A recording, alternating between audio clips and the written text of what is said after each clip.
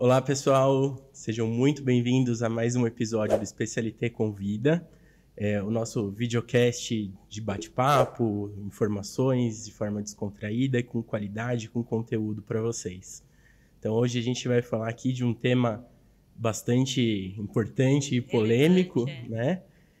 Sobre os bastidores do laboratório clínico aí, principalmente sobre alterações pré-analíticas, né? Então já aproveita, já se inscreve aqui no nosso canal, ativa o sininho para vocês receberem as notificações de quando tiver conteúdo novo no ar. Deixe seu comentário, sugere temas aí pra gente, certo? Muito bem, perfeito. E Bruno, você vai se apresentar? Sim, eu sou o Bruno Durante, eu sou médico veterinário, pós-graduado em ecocardiografia, doutor em cardiologia pela Faculdade de Medicina da Universidade de São Paulo e sócio da Fernanda no Especialité, onde a gente toca junto aí a rotina de cardiologia. Muito bem, olá a todos. Para quem não me conhece, então, eu sou a Fernanda Cordeiro e a gente está ali no Especialité já, né, há 20 anos. Agora, em outubro, nós vamos fazer 20 anos. Eu trabalho também na área de cardiologia, sou ecocardiografista há mais de 20 anos.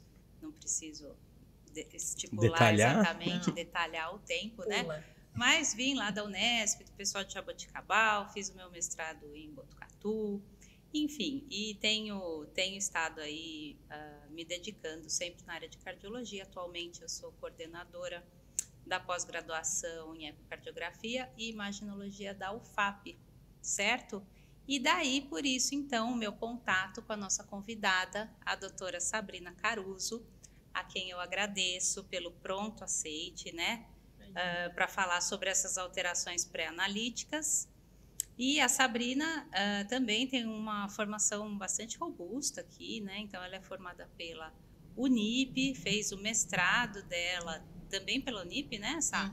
E o doutorado pela USP. E, atualmente, ela é a coordenadora geral lá da UFAP e também responsável pelo laboratório da UFAP, tá certo? Então, é alguém que, sem dúvida alguma, trabalhando nessas áreas, né, de imunologia, hematologia, micro, citologia, vai trazer ou pode trazer aí luz para nós, né? Porque a gente, no final das contas, acaba... eu acho que o profissional de laboratório, Sabrina, ele é um profissional... Assim, não é fácil encontrar quem trabalhe com laboratório. Não é uma área, talvez, muito atrativa... Eu não sei, eu não... Nos bastidores, né? Eu não vejo tanto veterinário patologista, sabe? Então, inclusive até em termos de recursos humanos, assim, é um profissional que para nós é difícil de encontrar, né? Graças a Deus a gente tem a doutora Simone de Castro, que está conosco há muitos anos, né? Uma pessoa super ponta firme, e ela que toca o laboratório lá no Especialité. Mas... você acha que isso se deve, assim, tipo, à formação do aluno, ou você acha que é só uma impressão minha e talvez a sua vivência seja diferente? Talvez a minha visão seja enviesada, né? Porque eu trabalho na área de diagnóstico por imagem. O que você acha? Não, eu acho que realmente é um profissional que não está tão disponível, assim, né? Não tem tantos patologistas clínicos no mercado. Eu sou professora de graduação e eu pergunto para os meus alunos hoje, quem quer fazer patologia clínica? Ninguém. Dois você fala sucesso, gente. Lucrei. 2 alunos, lucrei, assim. Mas não tem, eu acho que muito vem aquele negócio de quando você é veterinário, eu vou fazer veterinário porque eu gosto de bichinho, eu quero atender, quero abraçar, quero... E dentro da patologia clínica você está um pouco afastado desse mundo de contato direto com o animal, né? Sim. Então, eu acho que começa dali. Também acho que toda a nossa carga de faculdade, assim, você tem a sêmio, você tem a clínica, você tem a anatomia, é sempre contato com o animal. E aí, quando você tem a patologia clínica, é um semestrezinho, é um negocinho ali, né? O pessoal acha que, não, nossa, é só isso aqui mesmo, né?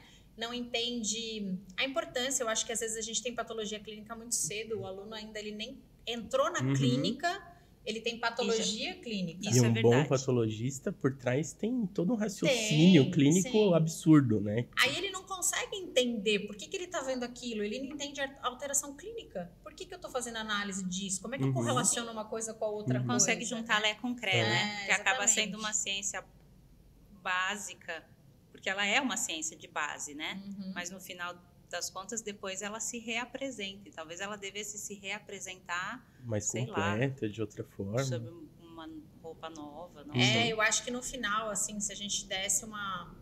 Sabe assim, amarrar as pontas tudo de Uhum. novo, Isso. juntar Uma- todos os diagnósticos patologia clínica diferenciais, aplicada. assim, É, seria muito Uhum. legal. Eu vejo assim, eu dou a patologia clínica para os alunos meus alunos de 6º semestre têm patologia clínica, e aí depois eu dou lá na frente, eu dou doenças parasitárias, que é no 9º semestre dos alunos, no finalzinho, né? Eles estão indo para estágio obrigatório.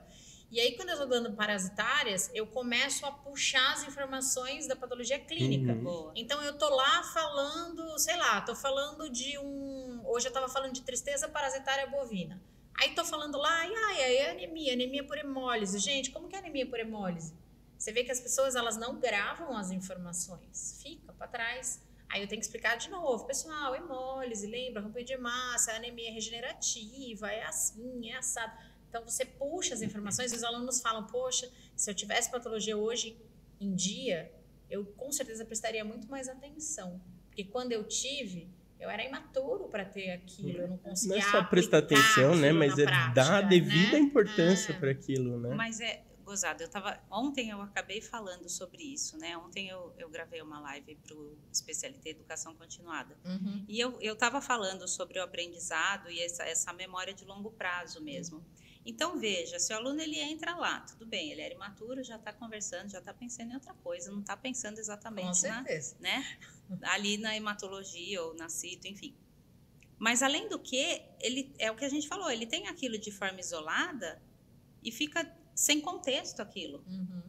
Então, ele passa na prova, mas se depois ele não exerce aquilo de alguma maneira ou ninguém puxa aquilo de volta, para ele ir memorizando aquilo de fato, né, tornando aquele conhecimento como um alicerce, Uhum. fica muito difícil. Você sabe que eu sempre brinquei com isso, né?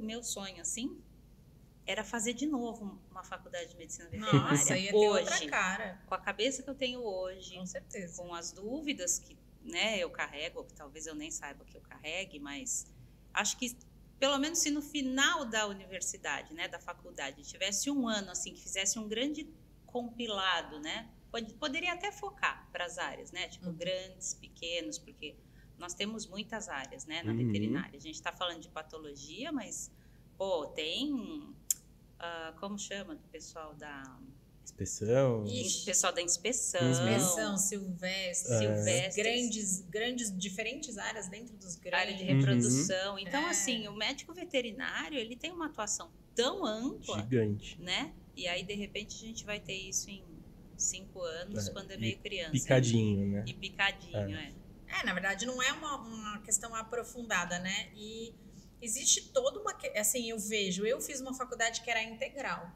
Era integral real, das 8 da manhã às 5 da Integral tarde. real, Portanto, Sim. você tem uma carga horária grande, você consegue falar sobre a patologia, discutir exames. Tinha parte da aula que eram só exames. O caso clínico, o paciente é assim, olha, o exame é esse aqui. E aí, o que vocês acham? Uhum. Tá. Então, você se coloca a interpretar o exame desde o começo. Uhum. Hoje em dia não tem mais isso, Porque Hoje- não dá tempo, a Não carga dá horária tempo. não permite. Hoje, eu acho que até um pouco mais do que antes, o estágio tem um papel importantíssimo, né? Uhum. Desde cedo. Porque é Fundamental. onde você começa a querer amarrar as pontinhas ali, né? Acho Sim. que isso traz um pouco Principalmente desse se for papel. desculpa, te interrompi, né? Se for meio período, né? Uhum, exato. Aí no outro exato. meio, se você tiver maturidade Uhum. e foco, dá para fazer estágio. Com Você tem que ver certeza. onde que vai fazer estágio. É, mesmo. Tem Também. essa questão, né?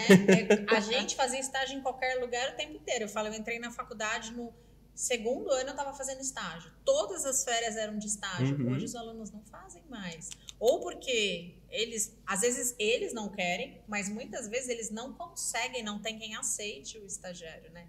É uma questão diferente. Hoje em Uhum. dia tem muito essa história do eu só aceito estágio no estágio obrigatório. Exato. A gente não tinha Uhum. isso, né? Então, Não tinha. acho que a nossa vivência também era muito maior. Com certeza, com certeza. É. Mas muito bem, Sá. E agora, bom, vamos então ao tema de Ao fato, alvo. né? No alvo. Se você não se inscreveu no nosso canal, você se inscreva no nosso canal, ative o sininho, Nosso objetivo é nos aproximar de você e trazer temas relevantes aqui para que a gente possa discutir coisas bacanas para uma melhora para todos nós. A gente aqui do lado do diagnóstico, vocês aí do lado da clínica. Perfeito? Mas então vamos voltar ao assunto, né? A gente falou, a proposta é falar sobre alterações pré-analíticas, né?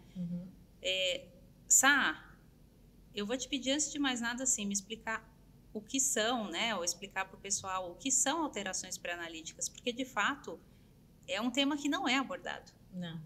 E ele é ultra importante, né? A alteração pré-analítica é aquilo que diz respeito a tudo que acontece com aquela amostra que a gente está objetivando analisar antes mesmo dela começar a ser analisada dentro do laboratório. Então, é qualquer coisa que interfira na qualidade da amostra e por conta dessa interferência, quando eu for fazer a leitura no laboratório, eu vou ter uma alteração no resultado, que muitas vezes vai atrapalhar a interpretação do veterinário, tá? Então, são alterações, algumas que a gente interfere e consegue melhorar a condição da amostra, da coleta, do que está acontecendo com o paciente, e outras que estão além das nossas possibilidades. E assim, embora o patologista clínico queira trabalhar, né, no time do veterinário que manda, a gente fala que a gente é amigo, parece que não, né? Eu falo que o pessoal é meio bravo com o patologista clínico, né? Porque me mandou recoletar, porque falou que amostra isso, que amostra aquilo. Mas eu falo, a gente trabalha tudo no mesmo time, assim, né? Então, a gente muitas vezes quer dar uma melhor qualidade para essa amostra e quer fazer uma análise o mais fidedigna possível. Mas no final, ter um diagnóstico mais assertivo possível, mas né? Às que vezes, é o objetivo de todo mundo. Dependendo da alteração, a gente não tem muito como interferir, né? Então, assim, as principais alterações, né, entre essas pré-analíticas são hemólise, ou seja, na hora da coleta acontece alguma coisa, não só na hora da coleta, vou falar em que momentos, né? A gente tem um problema com hemólise, então ruptura da hemácia, né? Que é a hemólise.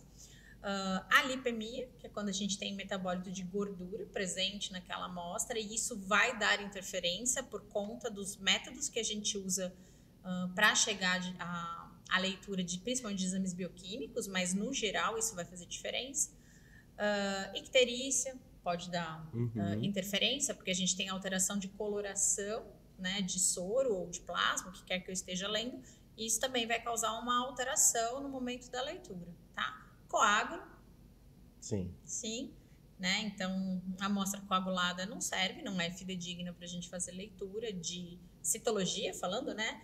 Quando eu quero fazer um hemograma, por exemplo, não, mas para bioquímica, eu quero mais é que coagule, né?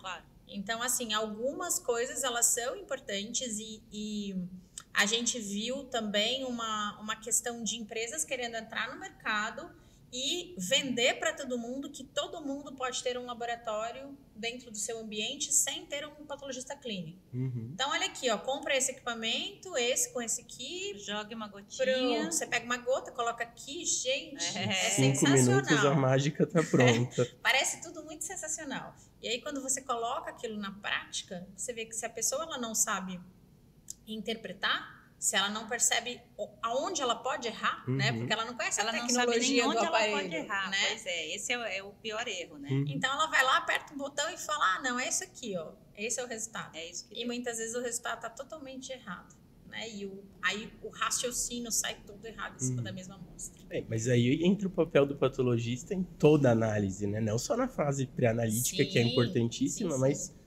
principalmente na fase analítica, né?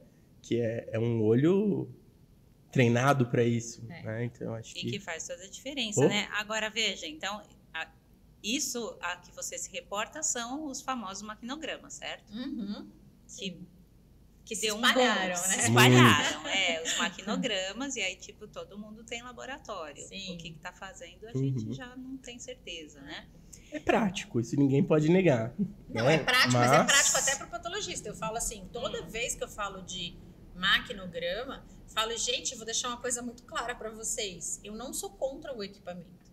O equipamento é meu amigo, muito. Se eu tivesse que fazer contagens manuais, eu perderia um tempão tempão fazendo contagem de uma coisa, contagem de outra coisa. Com certeza. Né? Então, seriam muitas etapas para eu resolver o mesmo hemograma que eu resolvo no equipamento em 1 minuto, 2 minutos. Né? Então, ele adianta o meu processo, ele me ajuda, mas eu tenho que entender quais são as limitações do equipamento, que é o que as empresas não ensinam. Eles só falam, chega aqui, faz assim, ó, homogeniza, tira a tampa, aperta o botão, pronto. É isso. Mas e aí? E se tem falha? E tem falha, porque a técnica de leitura, ela é falha. Então, o equipamento ele não entende as células, né? Não é que ele tem, consegue interpretar o que é lá dentro. Ele vai pelo tamanho. O princípio de funcionamento do equipamento é a impedância. E a impedância é o quê? Eu pego células, eu estou misturando a um meio que é um bom condutor de eletricidade, que é o diluente, que o equipamento puxa junto. E aí dentro dele tem uma corrente elétrica.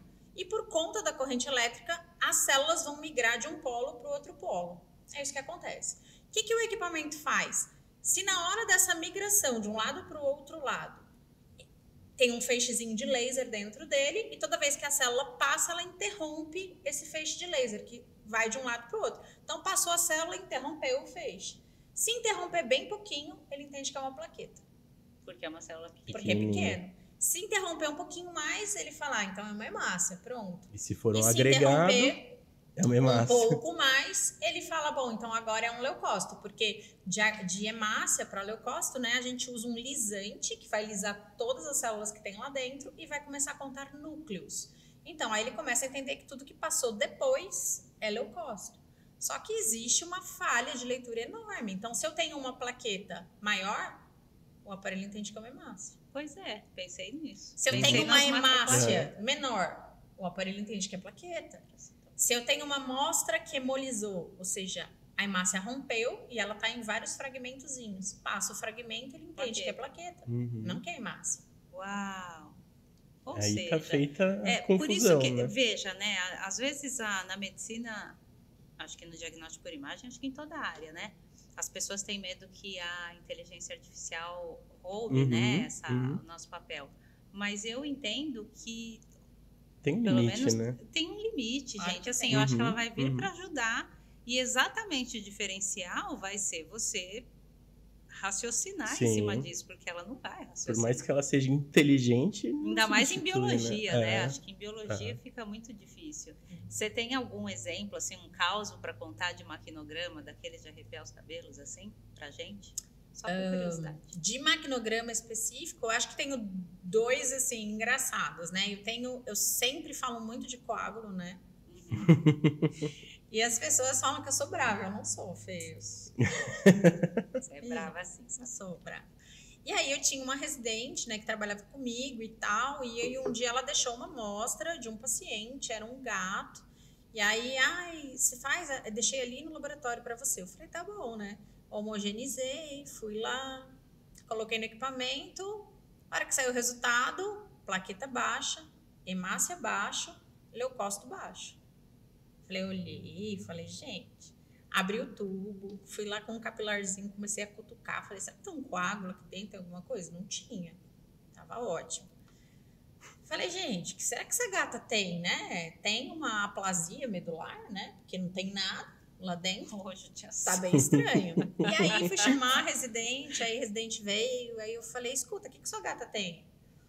Não, porque essa gata, ela vai castrar, mas aí não sei o quê. Começou a falar, mas ela não tem nada? Ela falou, não, mas assim, ela começou a ficar meio...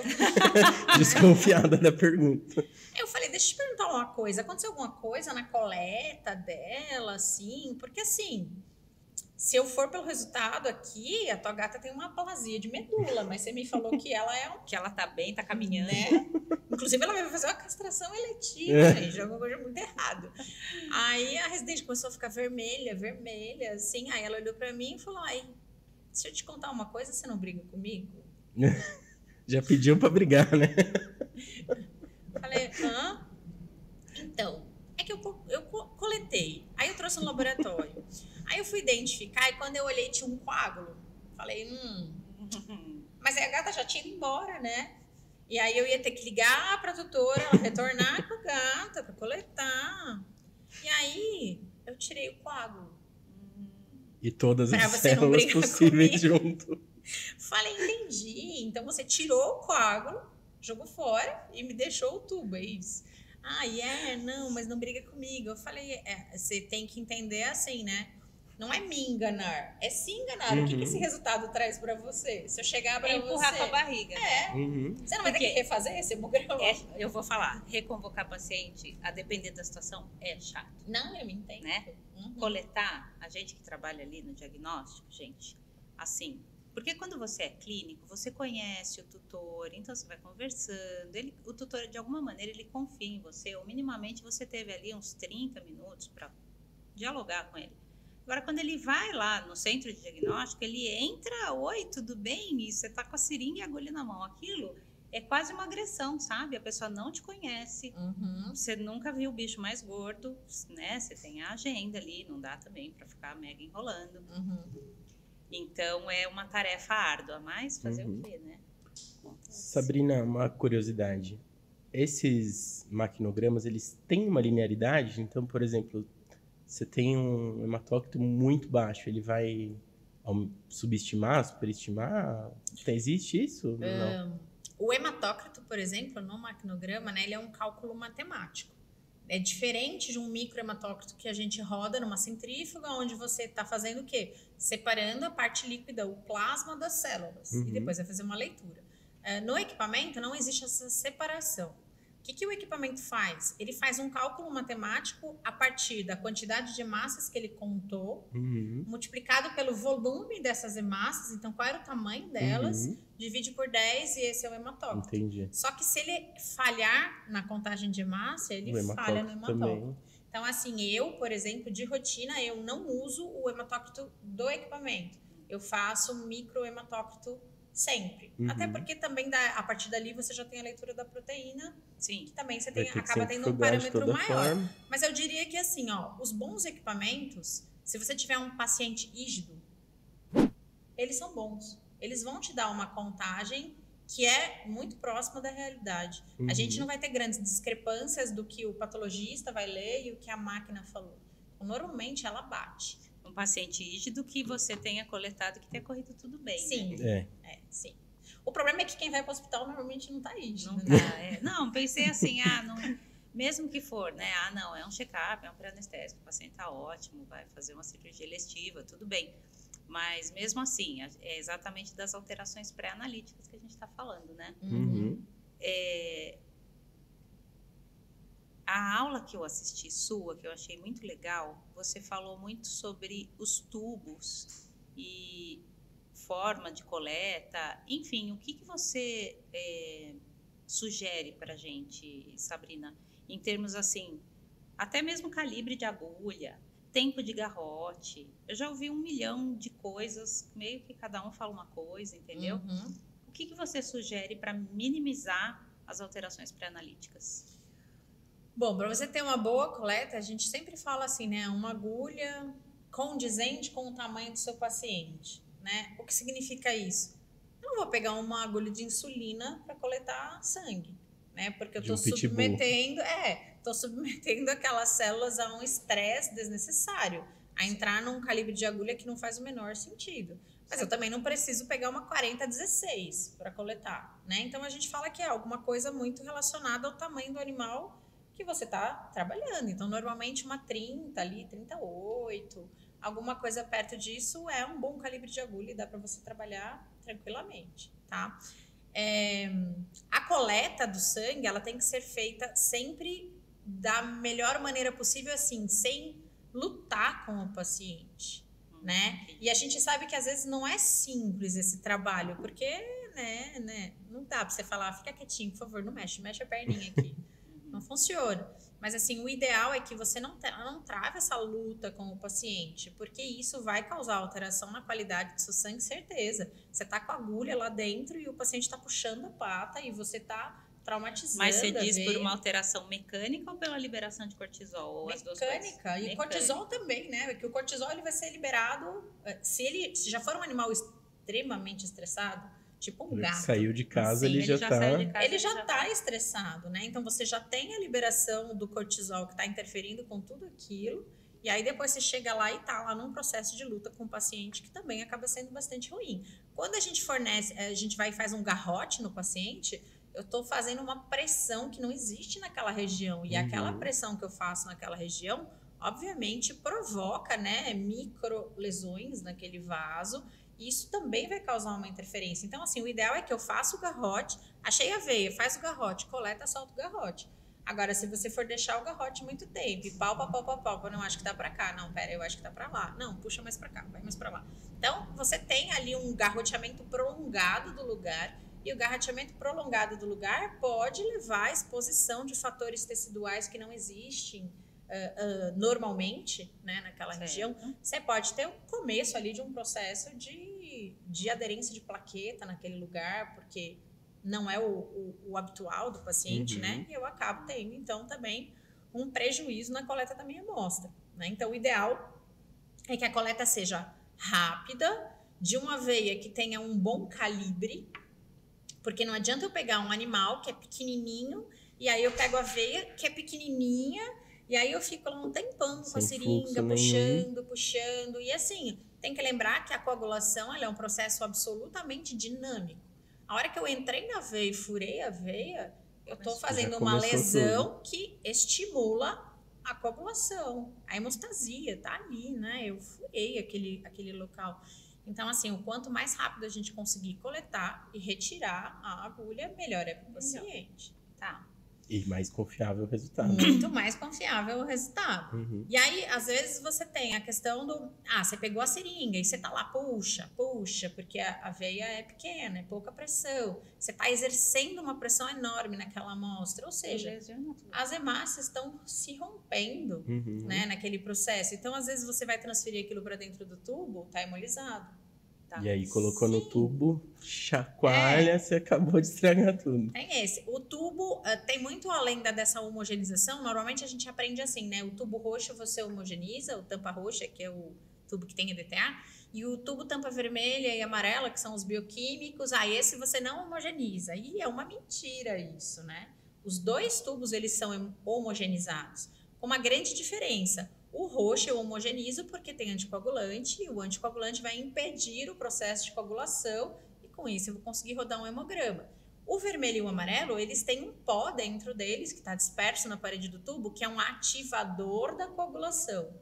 E aí eu preciso homogeneizar para que ative todo o processo de coagulação e isso aconteça rapidamente. Porque quanto mais tempo demora para coagular, mas eu tenho morte de células, e a morte de células acaba gerando uma alteração do plasma e do soro, que vai ficando hemolizado, né? Porque tem a hemoglobina, tá dentro da hemácia, e aí ela vai ficar livre na amostra, tá? Então, os dois a gente homogeniza.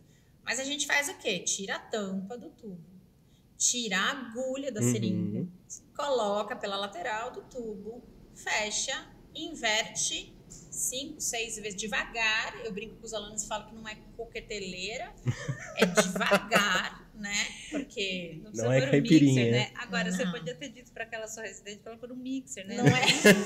Aí, tipo, faz um shake. Gente, a gente brinca, às vezes põe no banho-maria, dá uma misturada, vê se vai, né? Vai ficando cada vez pior. Outro dia tinha um veterinário lá subindo escada e aí com um tubo na mão, aí eu não sei o que ele parou pra fazer e ele deixou cair o tubo, eu só vi o tubo rolando assim, tum. Aí ele caiu pelo buraco da escada e caiu lá embaixo. E eu fiquei parada olhando assim, ó, aí ele fez assim, hemolizou, né? Mas não. Hemolizou, né? Falei, hemolizou. Esse pode? Pode ir lá. Vai de Dá novo. pra usar? Vai de novo que vai melhorar na próxima. Eu tenho um pânico, sabia, de deixar cair o tubo de sangue. Tenho morro de medo, não ponho no bolso, jamais. Porque eu vou esquecer, eu geralmente eu ponho aqui, eu vou abaixar e eu vou derrubar. Vai cair tudo. Eu tenho, assim, quase que um respeito, assim, pelas amostras biológicas. Isso é bom. Porque elas são difíceis da gente conseguir, você entendeu? Claro. Né? Então, e mais difíceis ainda de conseguir de novo. De conseguir de Se novo, der um problema. Sabe? Então, assim, negócio com identificação, eu sou meio Eu sou estressada. Paranoica. Assim. Eu sou. Isso é bom, porque assim, eu falo no laboratório, por exemplo, teve um dia que, sem brincadeira, eu fiz exame de 5 TORs no mesmo dia. Principalmente se for Xuxa, Babi. Mel. Antigamente era o Julie, né? Hoje não tem mais muita Julie, mas a gente tem muita Mel e outros nomes aí. E acontece. E aí você fala, e se vier trocado? Como é que eu sei o que é o que, gente? Como é que você sabe de qual paciente você tá falando, né?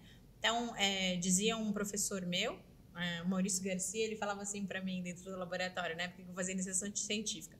Laboratório é assim, conversou, errou. E eu falava, é verdade, porque às vezes a gente tá fazendo um negócio, aí você começa a conversar, aí você para, olha e fala, pera, onde que eu tava mesmo? Qual que eu tava contando? Esse tubinho é exatamente de quem, né? Então você começa a se atrapalhar ali no teu processo todo, né?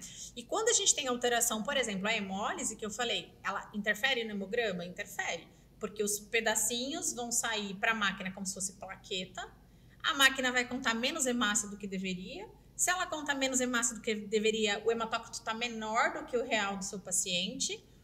Tá, aí se hemolizou, você tem liberação de hemoglobina, pela liberação de hemoglobina você aumenta a proteína, porque o refratômetro vai fazer você ler uma proteína mais alta do que a real do seu paciente. Né? Então, você leu tudo errado. Deu tudo errado. Deu tudo errado na tua amostra. Aí você fala, não, mas eu fiz o bioquímico. Tá tudo errado. Também. Porque técnica de leitura bioquímica é o quê? A gente emite uma luz de um lado e a gente mede a transmissão da luz. Se tá tudo hemolizado, transmite menos luz. Pronto, eu alterei a amostra todinha, né? O exame inteiro. E aí, às vezes, você fez, eu tô fazendo um check-up. E vem tudo alterado. Hemolizado. E serve de quê o teu check-up? Nada, de nada. E aí, esse negócio, você tá vendo? Essa importância, né? A gente que chama especialité, porque a ideia é trazer especialistas, a importância dessa... Porque isso é quase uma malícia, né? Que a pessoa tem que ter, não é... não é malícia a palavra, é conhecimento mesmo, né? A gente, quando pega um paciente que tem alguma alteração, você olha e fala, mas será que isso aí não é tal coisa? Mas só quem trabalha com isso todo dia vai ter essa desconfiança, essa sacada, né? Então, quando você pega uma amostra que tem uma alteração, tudo bem, coágulo é coágulo, né? Não tenho o que dizer, mas tipo, sei lá, hemólise, você podia achar que existe outra causa de hemólise, ou você sabe quando ela é hemólise pelo método. Não dá pra gente saber o porquê. Eu falo assim, dentro das causas de hemólise deve ter umas 10. Dessas 10, a 10ª é doenças hemolíticas. Todo o restante são coisas que acontecem no processo. Então, ou eu coletei errado, ou eu fiz garrote por tempo prolongado.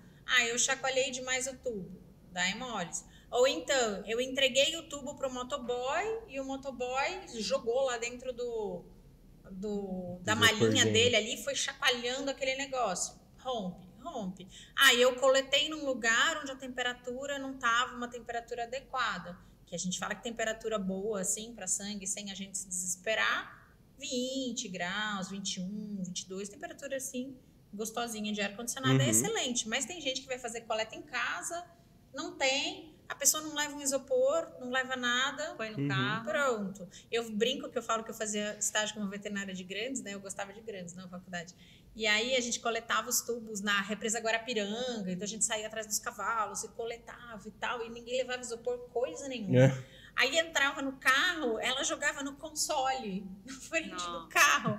E aí a gente saía da Guarapiranga e vinha aí aquele calor, e eu hoje, olhava. Quando você lembra, você hoje chora. Eu paro e falo, gente, onde eu tava? Por quê, né? Por que fazia isso? Mas era. Tem gente que faz o contrário. Aí você fala assim pra pessoa, olha, a temperatura tem que ser uma temperatura de 20 graus, mais ou menos. Se você for transportar isso para algum lugar, você tem que ter um isopor.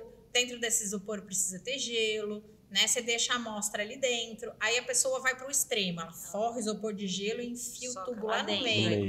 Ou seja, você congela a célula e a célula vai morrer, obviamente. Na hora que e vai hemolizar também. Então, no assim, final tudo é hemólise. É para estar num ambiente que a gente fala que é um ambiente refrigerado, numa temperatura agradável, mas não é para o tubo estar enfiado no gelo. E tem alguma regra, tipo, coletei, tenho tanto tempo para refrigerar? Normalmente, né, o adequado do tubo de hemograma é eu coletei, tô numa temperatura ar-condicionado, assim, tá bom? Você tem meia hora, 40 minutos para você colocar aquele tubo na geladeira sem que você tenha um problema sério na qualidade da sua amostra. O tubo bioquímico, que é o que a gente usa lá para todos os exames, o vermelho ou o amarelo, eu sempre falo assim, não, porque tem gente que tem pânico, né? Coleta o tubo, sai correndo, enfia na geladeira, pânico do negócio. E eu falo, gente, não faz isso com o bioquímico, porque para acontecer a coagulação e a liberação do soro, eu preciso da plaqueta. A plaqueta faz parte da retração do coágulo. E quando eu enfio na geladeira, eu separo as células do coágulo. Elas vão para baixo. E aí a retração do coágulo, ela demora para ser feita, e aí você acaba tendo morte de célula, liberação de hemoglobina. E o soro fica ruim, fica hemolizado. Então, assim, o bioquímico, eu falo, gente, espera meia hora, 40 minutos fora da geladeira, porque vai coagular, vocês vão ver que o coágulo vai começar a retrair, vai começar a liberar soro. Aí você pode colocar na geladeira, porque o processo já andou, não precisa ficar desesperado. E aí, também não é meia hora debaixo do sol, né? É fresquinho. Fresquinho, bem fresquinho. E aí você tem esse tempo dali para você mandar para um laboratório. É um laboratório pertinho de mim, a amostra vai ser feita hoje? Beleza, você pode mandar o tubinho do jeito que tá.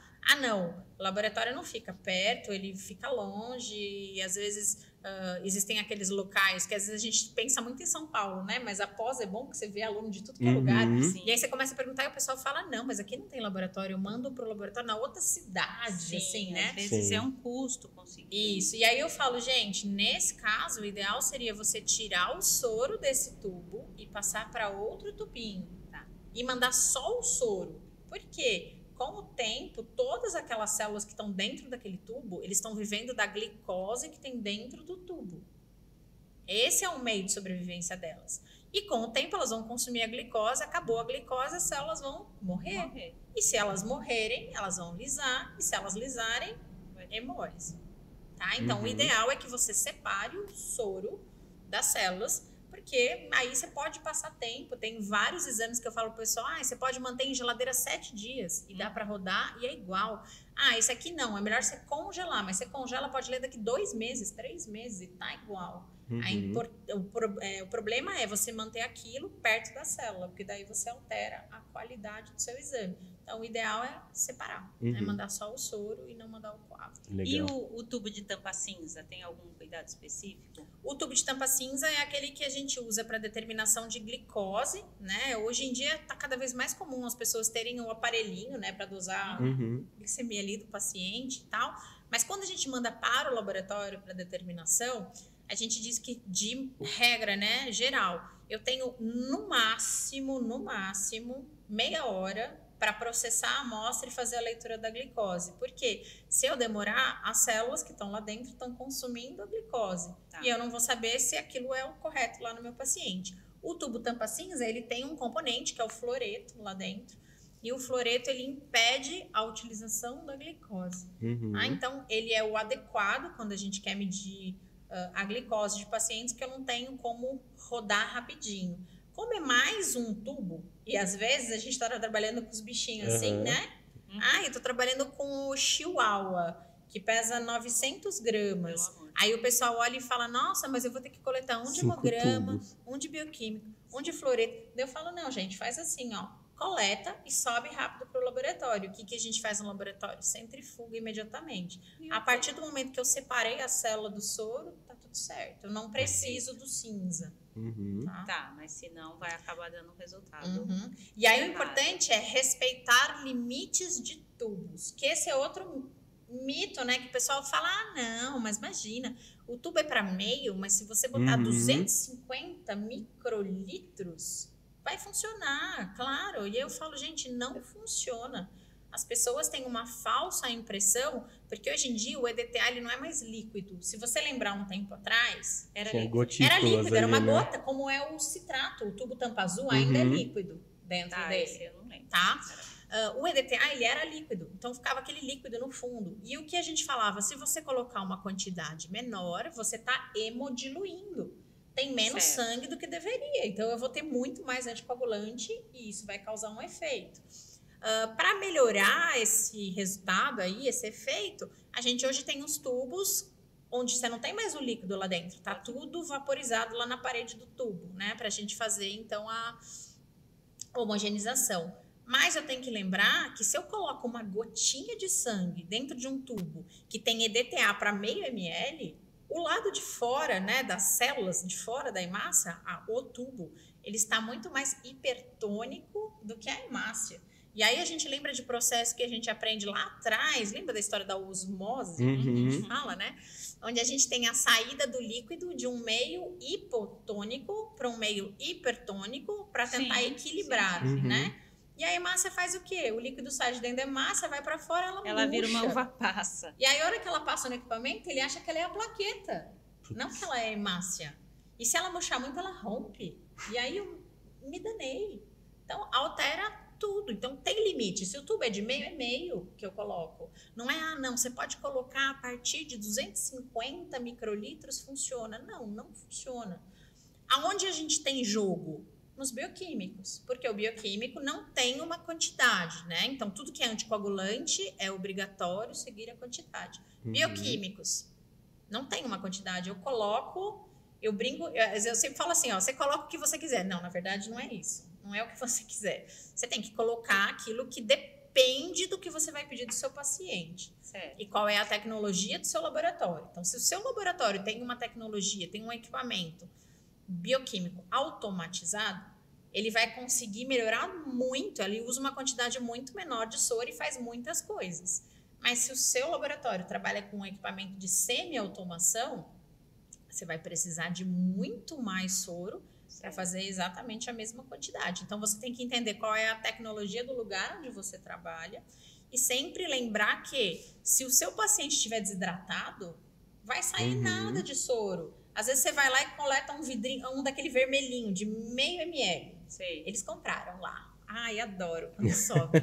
Eu olho e falo, que bonitinho, né, gente? Porque assim, se o paciente está desidratado, quando eu centrifugar, eu vou ter fazer uma creatinina. nada ali dentro, sobrando, né? Se o paciente está anêmico, glória, né? Glória. Tá anêmico, gente. Ele vai sobrar um monte de soro lá dentro, eu consigo fazer tudo, mas com o paciente desidratado, a gente realmente tem um problema. Então, assim, eu falo que é tudo dentro daquilo que você quer fazer. Porque às vezes o veterinário manda um tubo de meio, o paciente desidratado, e ele pede um perfil completo. Faz sim. tudo Então, você do sabe que paciente, o nosso entendeu? primeiro podcast aqui foi a respeito de a importância de a gente colocar suspeita clínica no pedido do médico veterinário, né? Aliás, eu espero que vocês tenham gostado desse primeiro podcast. Esse aqui já é o segundo. E se você ainda não se inscreveu no nosso canal, ativa o sininho e se inscreve para que você seja notificado que vem muito mais por aí, tá bom, pessoal? Mas então, aí a importância da suspeita clínica.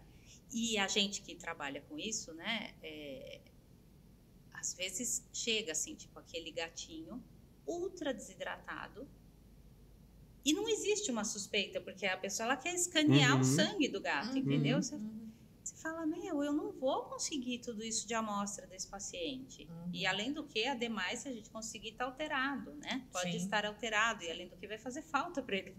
É muito exames, entendeu? Mas você tem alguma suspeita, tem alguma coisa que você está imaginando? Porque é um tiro de canhão, assim, né? Uma metralhada para todo lado. Então, veja que até nisso, né? O quanto isso é importante. Também, porque às vezes com muito menos você poderia matar a sua mesma coisa. Ou então, assim, se você tiver um bom relacionamento com o patologista clínico, que nem eu falo com o pessoal assim, às vezes vocês estão atendendo um paciente, ele é extremamente anêmico.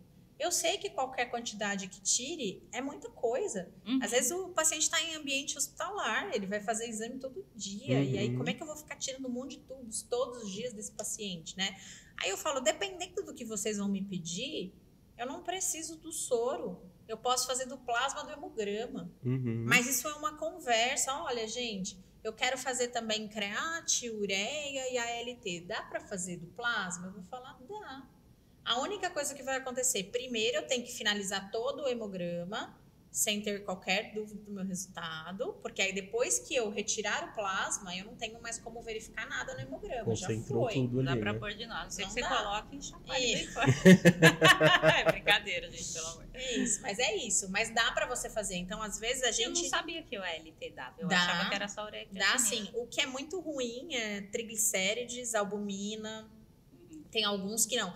E assim, depende, você tem que falar com o patologista, porque isso está lá na bula do kit.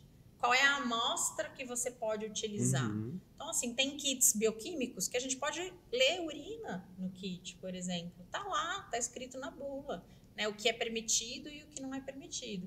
Então, assim, você tendo um relacionamento legal com o patologista, ele consegue ajudar também, com né? A gente certeza. não é inimigo de ninguém. Então, Pelo ninguém, amor, de forma alguma. E outra coisa que eu acho que até vem meio nessa coisa da desidratação é o jejum, né? Ah!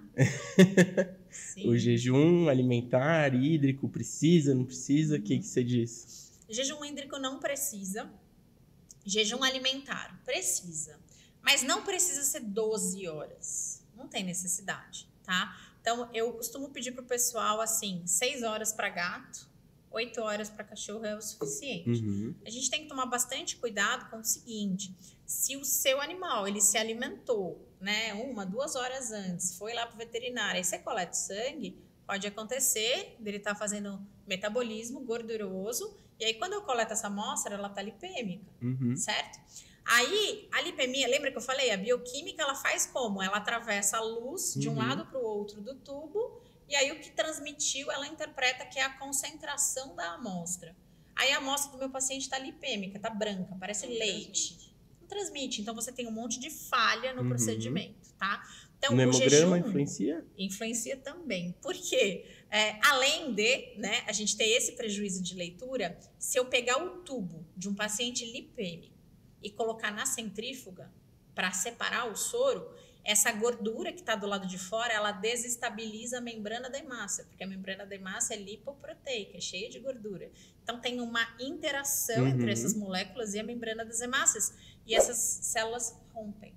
Então o paciente que era lipêmico, agora ele é lipêmico E e com hemólise. hemolizado. Pronto. Eu vou sonhar com hemólise. É um prato também. cheio, né? Patologia. Essa noite eu vou sonhar com hemólise. Com porque, certeza. Meu, causa hemólise, Uhum. né? É muito Hemólise, mais do que o que a gente Uhum. imagina, né? Essa que é a É. verdade. Então eu falo assim, o ideal é que tenha um jejum, né? Então um jejum de 8 horas, 6 horas. É lógico que se for um filhotinho, ninguém vai fazer um jejum desse, né? Uhum. Tudo conversável. E a última refeição não é pra ser um pudim É também, isso, né? não. Mas também tem que tomar muito cuidado e orientar o tutor, porque o que a gente vê com bastante frequência é assim: o tutor vai, tira a comida do cachorro à noite, 7 horas da noite, aí ele leva no outro dia, 10h30 da manhã, 11 horas da manhã. Ou seja, o animal fez o contrário. Uhum. Ele ficou muito tempo em jejum, e esse muito tempo em jejum vai fazer com que ele utilize a gordura para energia dele próprio. Então eu também vou ter lipemia, mas pelo contrário, Uhum. pelo metabolismo da gordura, Sim. né? Então o ideal é que a gente faça um jejum adequado. É óbvio que nas doenças, nas patologias reais, né, nas endócrinas lá, os hiperadreno, diabético, hipotiroideu, são pacientes normalmente lipêmicos, e esses não tem o que eu fazer. Fala o quê, Uhum. tutor? Vai embora, melhora aqui, não dá para melhorar, né? Então, assim, nós, no laboratório, a gente tem tecnologia para tentar melhorar o soro, mas ele nunca fica perfeito. Não fica, tá? Então, eu vou acabar tendo interferência, porque eu não tenho transmissão de luz da maneira correta, o resultado dá diferente, e aí o que adianta? Nada. É um resultado, sei Uhum. lá, aleatório. É o fazer por fazer. O que eu Na falo... verdade, a tendência, quando o soro está lipêmico, a tendência é que, se der leitura, o resultado seja menor do que o real, é isso? Na maioria das coisas, o resultado é menor. Menor do que... Tá. Menor do que o esperado. Aí você tem que se hemolizar, aí foi um samba. Aí é samba, tá? Uhum. Aí Não dá tem pra muito saber. como saber, porque algumas coisas sobem e outras coisas descem, tá? O que eu costumo pedir pro pessoal, assim, ligou a gente aqui, a pessoa quer marcar uma consulta ou ela quer marcar um exame, orienta já vir em jejum, mesmo que você não vá coletar, porque se você precisar, o paciente está em condições para o exame, tá? Porque hoje em dia, não sei, eu atendi antes num lugar, tinha uma clínica num lugar, né? E eu era a responsável do laboratório. E era muito engraçado, tinha uns tutores que chegavam com potinhos de maçã picada. Ai, porque ele não pode ficar muito tempo sem comer. Aí tá dizendo não sei o quê. E aí você falava, gente, mas tem essa necessidade toda, né? Dá para esperar só um pouquinho, né? Mas a tal da humanização, né? Mas é como quando a gente pede para ultrassonografia, olha, precisa ficar um período de 1-2 horas sem urinar. Nossa, a pessoa ela entra falando, pode fazer o ultrassom primeiro? Porque ele tá com vontade de fazer isso, os cachorros nem ainda, tá pulando, você entendeu? Tá pulando, mas acho que também é um pouco de trauma, né? Que quem faz ultrassom passa, porque na medicina, realmente, o pessoal passa muita vontade, né? Fica muito apertado. Mas fica muito tempo, né? E muito tempo. E eles mandam ingerir muita água, é diferente. Eu nunca obedeço. Já confessei aqui. Sá, e aí, o que eu ia perguntar? Que vocês estavam falando agora do jejum? Do jejum, não, me fugiu. Aí você falou do negócio de ultrassom. Teve uma história engraçada. Uma vez eu estava ajudando uma amiga minha que é ultrassonografista e ela estava fazendo uma cistocentese lá num paciente, né? E eu tava lá só segurando o paciente e tá bom, né? Aí a minha amiga, mas por que ela tá fazendo ultrassom? Tem algum motivo específico, né? Um check-up. Aí a tutora fez assim. Ela tá fazendo porque acham que ela é diabética. Era um York. Mas eu tenho certeza que ela não é diabética. Aí a gente... Ela falou, porque na diabetes a urina fica doce. E a urina dela não é doce. Meu Deus do céu. Melhor nem perguntar como ela descobriu. Eu e ela, assim, uma olhando pra cara da outra, sabe? Ai, meu Deus. Será? Passa esse pedaço. Ai, meu Deus. E era ou não era diabética? Então a dona tava certa com o paladar afiado. Ela era uma boa degustadora. Enóloga. Mas vem cá, falando da urina, a gente falou muito de sangue. E a amostra de urina, Sabrina? Assim, o que você enxerga que pode ser, que pode causar, né, resultados inadequados por conta ou do erro da coleta ou eventualmente até outro tipo de erro que eu não possa nem mesmo estar imaginando? Vamos lá. No mundo da Sabrina, todas as coletas de urina são cistocentese. Mas isso é no meu mundo, tá? Eu sei que não é a prática. Em muitos lugares, assim, a minoria é cistocentese, tá? Então, como eu trabalho dentro de um hospital, onde eu tenho toda a possibilidade de fazer isso, o que eu entendo? Gente, assim, não tem nada mais confiável que a urina que está dentro da vesícula urinária para eu fazer uma análise que quer seja da urina ou que eu faça uma cultura. Tá. Como é que eu vou dizer que existe uma bactéria? Certamente que é uma causadora de problema se eu coletei por micção espontânea. Então, aquela urina, ela saiu lá da vesícula, ela passou na uretra inteirinha. Ou lá você na fez porção o contrário, final, né? Passou uma sonda ou você pra bexiga. sondou e empurrou a bactéria lá para cima, né? E aí você coleta essa urina. Aí eu tô olhando lá e vejo bactéria. E aí, essa bactéria é da urina? Ela é colonizadora daquela região ou ela é realmente uma causadora de doença? Então, quando a gente faz micção espontânea, quando a gente faz sondagem, né, cateterismo, eu não tenho como ter... É diferente do ser humano. O ser humano, você vira lá e fala, então, você lava bem a região, seca bem, despreza o primeiro jato, pega o jato do meio. Tem todo um processo. Como que você vai fazer isso com um cachorro? Um gato. Como que você faz isso com um gato, gente? Não, gato impossível. Gato insisto. Não dá, não tem como, né? Nem com um cachorro é bom. E a gente começa a pegar como? Lá na taurina sai um monte de célula que em nada tem a ver com o processo, porque é célula descamativa do final da uretra. Aí tem bactéria. Aí, às vezes, a pessoa coleta, eu já vi métodos assim, ó. O cachorro foi lá e urinou ali, ó. Putz, mas eu tinha que levar para exame de urina. A pessoa puxa com a seringa do chão, coloca em alguma coisa e te leva. Aí você começa a ver um monte de coisa ali, você fala, gente, o que é isso? Areia, no né? meio. Em qualquer potinho. Gente, o que é isso? Que cálculo é esse? Cálculo de areia. Não tem... a cistocentese, ela não tem um problema de contaminação com hemácia, por conta do furinho? Ela tem, mas assim, se contaminar, que não é sempre que contamina, a gente vai enxergar uma quantidade de hemácias pequena, presente, mas normalmente você não tem leucócito, não tem nada, aparece hemácia. E a hora que aparece hemácia, você fala, opa, acho que teve uma contaminação. Aí tem muito da questão, a pessoa que estava coletando, se ela perceber que muda a cor da urina, é porque eu contaminei a amostra, né? Então, eu estava coletando, estava lindo, de repente, saiu um pouquinho vermelho. Isso é contaminação. Então, qualquer alteração de cor, seja no início ou no final, você está dizendo que você pegou alguma coisa ali no meio do caminho, né? Ou no começo ou no finalzinho, que alterou a qualidade da tua amostra. Mas, assim, para mim, a cistocentese, ela é, assim, incomparável quando... Melhor forma. Quando comparado a qualquer outro tipo de análise, né? Quando a gente faz uma cistocentese, eu quase falo assim, gente, eu não preciso nem fazer uma cultura, por exemplo, fazendo unidade formadora de colônia, quando eu faço uma cistocentese. Porque se está dentro da vesícula urinária, está errado. Né? Diferente de quando a gente coleta por micção ou por cateterização, que eu preciso contar as colônias para ter certeza que aquilo é uma infecção. Então, eu acho que ela vai atrapalhando todo o nosso processo, né?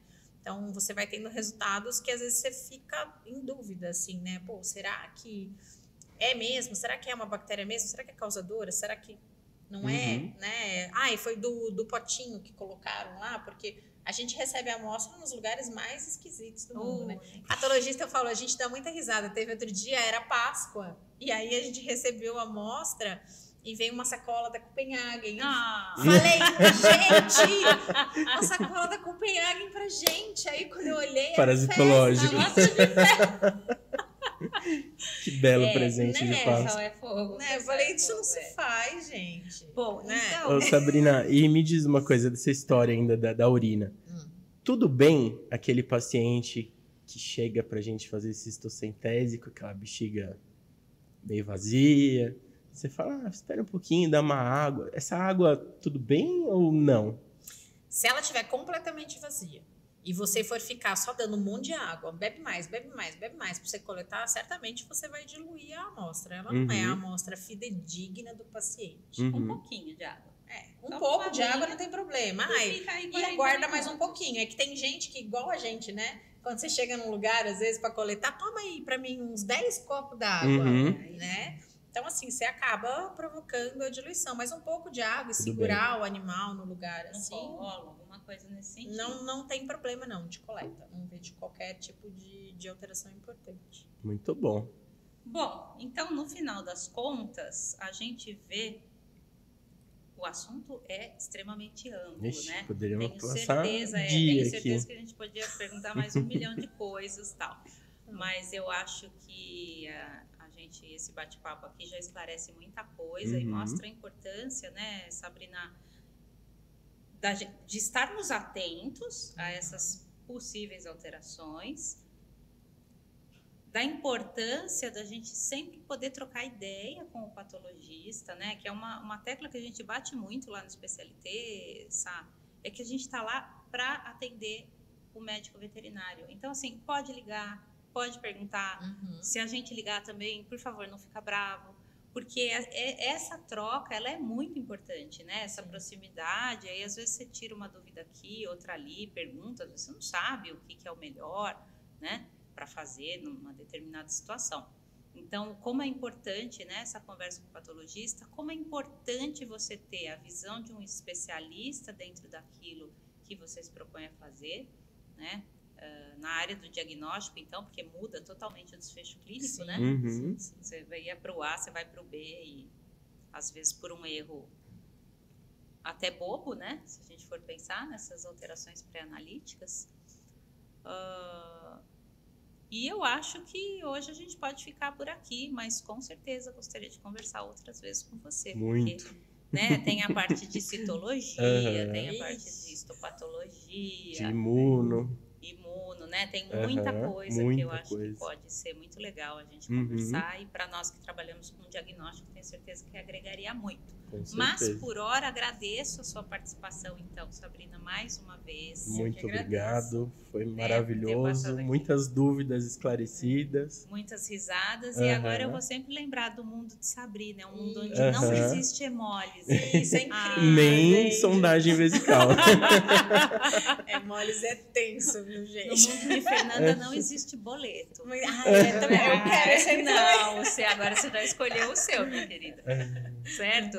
E você aí, espero que você tenha gostado, que você tenha aproveitado esse bate-papo nosso. Se você ainda não se inscreveu no seu canal, ativa o sininho, se inscreve no canal e fica com a gente. E até a próxima, pessoal. Tchau, gente. Tchau. Tchau.